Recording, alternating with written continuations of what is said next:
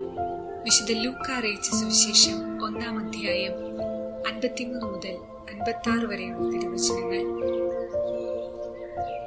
വിശക്കുന്നവരെ വിശിഷ്ട വിഭവങ്ങൾ കൊണ്ട് സംതൃപ്തരാക്കി, സമ്പന്നരെ വെറും കൈയോടെ പറഞ്ഞയച്ചു. തന്റെ കാരുണ്യം അനുസ്മരിച്ചുകൊണ്ട് അവിടുന്ന് തന്റെ ദാസനായ ഇസ്രായേലിനെ സഹായിച്ചു.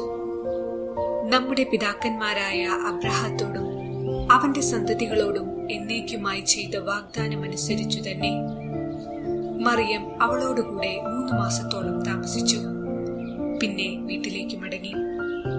ഓർമ്മിക്കുക, ഇസ്രായേൽ ജനം വാഗ്ദാന പേടകവും വഹിച്ചുകൊണ്ട് സൈന്യനിരകളെ നേരിട്ടു യുദ്ധത്തിൽ വിജയം നേടി.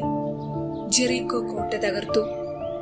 പുതിയ ദൈവജനത്തിന് സാത്താന്റെ കോട്ടകളെ തകർക്കാനുള്ള ഉറപ്പാർന്ന സാന്നിധ്യമാണ് മറിയം. അവളിലൂടെ സഭ യുഗാന്ത യുദ്ധത്തിൽ വിജയം വരിക്കും. കൊർണേലിയൂസ് ലാപ്പിഡെ പ്രസ്താവിക്കുന്നു, പിശാചുക്കളുടെ മേലും ശത്രു സൈന്യങ്ങളുടെ മേലും വിജയം വരിക്കുന്ന അനുഗ്രഹീത കന്യകയായ മറിയമാകുന്ന പേടകത്തിലാണ് ക്രിസ്തുവാകുന്ന മന്ന സൂക്ഷിക്കപ്പെട്ടിരിക്കുന്നത്.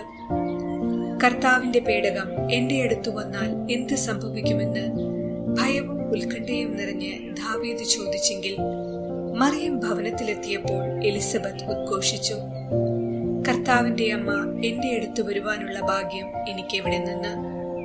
3 മാസക്കാലം വാഗ്ദാന പേടകം ഓബദേദോമിന്റെ ഭവനത്തിലായിരുന്നതുപോലെ മറിയം 3 മാസക്കാലം സക്രിയായുടെ ഭവനത്തിൽ അനുഗ്രഹമായി വസിച്ചു.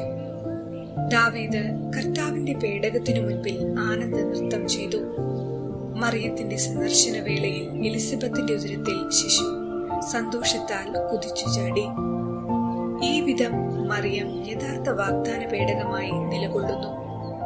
ഇസ്രായേൽ ജനത്തിന് ജോർദാൻ നദി കടക്കാൻ പുരോഹിതന്മാർ വാഗ്ദാന പേടകം വഹിച്ചുകൊണ്ട് ജോർദാനിൽ നിന്നു. ജനം സുരക്ഷിതമായി മറുകരയിലെത്തി. യുഗാന്ത്യ സഭ മറിയമാകുന്ന വാഗ്ദാന പേടകത്തോടൊപ്പമായിരിക്കണം സ്വർഗീയ യാത്ര ചെയ്യാൻ. യോഹന്നാൻ ശ്ലീഹ വെളിപാട് പുസ്തകത്തിൽ പരാമർശിക്കുന്നത് പോലെ സ്വർഗീയ ജെറുസലേമിൽ പ്രത്യക്ഷമാകാനിരിക്കുന്ന പുതിയ വാഗ്ദാന പേടകം മറിയം തന്നെ.